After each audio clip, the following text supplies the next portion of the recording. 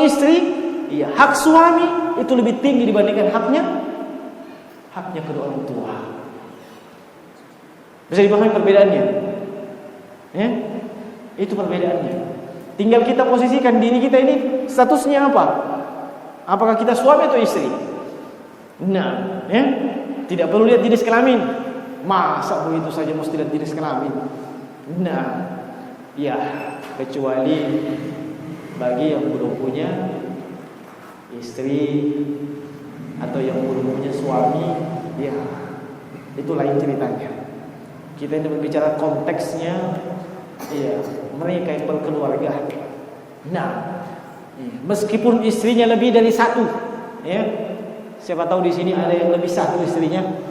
Nah, semua istri-istri tersebut sama, iya.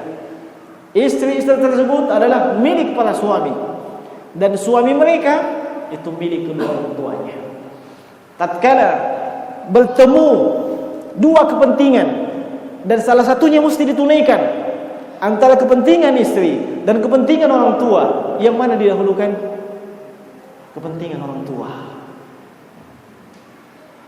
Tolong dipahami. Kalau Anda sebagai suami, nah, bedanya apa? Kalau Anda statusnya sebagai istri, sebagai ibu rumah tangga, bertemu kepentingan suami dan kepentingan apa? Orang tua. Yang mana yang mesti didahulukan? Suami. Maka siapapun yang pernah membaca fatwa-fatwa para ulama, tatkala mereka ditanya, misalnya, kalau misalnya sang suami melarang sang istri menuju ke rumah orang tuanya, dan sebab pelarangannya adalah sebab pelarangan yang memang dibenarkan oleh syariat, nah, maka si istri tidak boleh ke sana sebelum dapat izin dari suami. Nah, nggak boleh ke sana sebelum dapat izin dari suami, sebab istri statusnya adalah yang dimiliki, dan pemilik itu siapa? Pemilik itu suami. Nah, tolong dibedakan tersebut. Tiga hal ini yang saya sebutkan tadi, bentuk berbakti kepada kedua orang tua dengan ucapan, dengan tindakan, dengan harta. Ketiganya harus ada. Tidak boleh salah satunya. Tidak boleh hanya dua. Tiga-tiganya. Lalu bagaimana dengan mereka yang tidak punya harta benda, atau mungkin berada di garis kemiskinan, atau pas di garisnya kemiskinan? Ya, yang selama ini kan hidupnya di bawah garis, ya, hidupnya di bawah garis kemiskinan. Bagaimana dengan yang hidupnya pas di garis kemiskinan? Sama aja. Iya. Dia bisa memberikan harta kepada orang tuanya sesuai kemampuannya, sesuai yang dia miliki. Nah, dan orang tua juga hendaknya memahami kondisi anak-anaknya. Hendaknya memahami kondisi anak-anaknya. Kalau sudah tahu anaknya, ya, mungkin penghasilannya dalam sebulan, ya, tidak seberapa, mungkin cuma 10 juta. Terlalu tinggi ya. Iya. Mungkin cuma sejutaan. Jangan juga berlebih-lebihan. Iya. Sampai memasang dalil kayak tadi. Iya. Nah, setengah hektar mesti untuk saya. Pertimbangannya mesti matang. Iya. Apalagi kalau si anak itu punya tanggungan yang banyak, istrinya cuma satu, kasihan. Cuma anaknya setengah lusin. Iya. Kasihan juga itu anak-anak. Nah, pertimbangkan hal-hal tersebut. Tapi secara hukum, orang tua mau mengambil, tidak ada masalah. Tidak ada masalah. Dan si anak tidak berhak untuk marah. Tidak berhak untuk marah. Nah, iya. Bisa dipahami hak orang tua ya? Iya. Nah, tolong dipahami hal tersebut. Ini tatkala kedua orang tua masih hidup. Tatkala kedua orang tua masih hidup. Bagaimana ketika kedua orang tua sudah meninggal? Apakah masih boleh kita berbakti kepada kedua orang tua? Masih. Nah, Berbakti secara langsung dengan apa? Mendoakan. Satu, mendoakan kedua orang tua. Jangan lepas dari doa keseharian kita itu doa kepada kedua orang tua. Iya. Nah,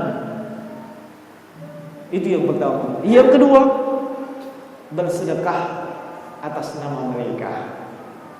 Nah, bersedekah atas nama mereka.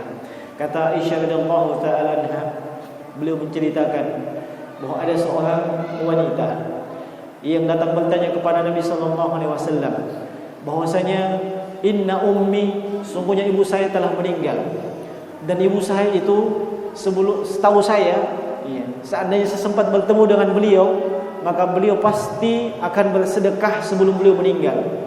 Maka apakah boleh saya bersedekah atas nama ibu saya? Kata Nabi sallallahu alaihi wasallam, "Nah, iya boleh." Maka bersedekah atas nama mereka. Dan sedekahnya itu macam-macam. Iya, bisa dalam bentuk harta benda, bisa juga dalam bentuk apa? Dalam bentuk jasa. Bisa dalam bentuk yang lainnya. Intinya bersedekah atas nama kedua orang tua. Termasuk juga jemaah sekalian, iya, kita bisa ikutkan orang tua yang sudah meninggal tatkala kita ingin berkurban. Kita ingin berkurban di kalangan keluarga kita, kita ikutkan nama orang tua kita yang mungkin sudah meninggal. Tidak mengapa, asalkan jangan dikhususkan. Jangan dikhususkan bagaimana ini kurban dari si fulan yang sudah meninggal. Itu tidak boleh seperti itu.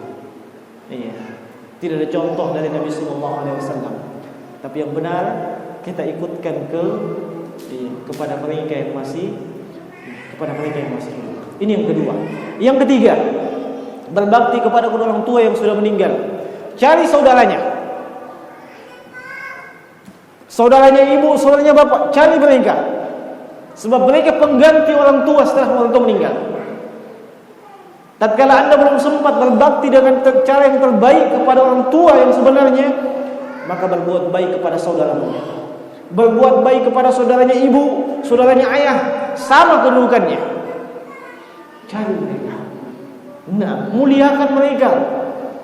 Muliakan dengan ucapan Anda, dengan perbuatan Anda, dan dengan harta Anda. Itu sama kedudukannya. Nah, sama kedudukannya.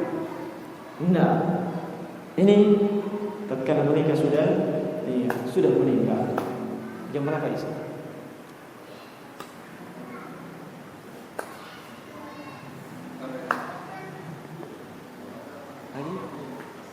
Sudah masuk?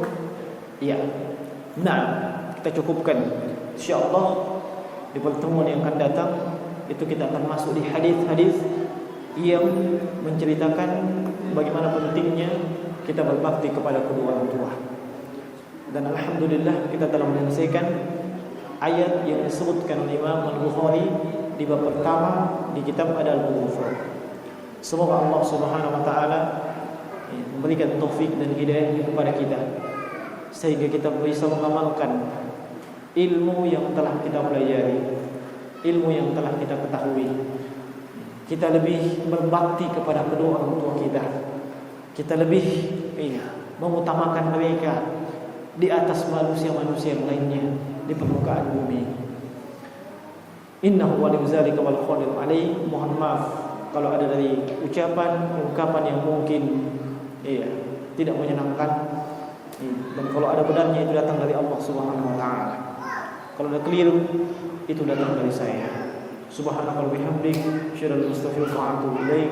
Wa sallallahu ala nabiyyina Muhammad wa ala alihi wa sahbihi wasallam. Assalamualaikum warahmatullahi wabarakatuh.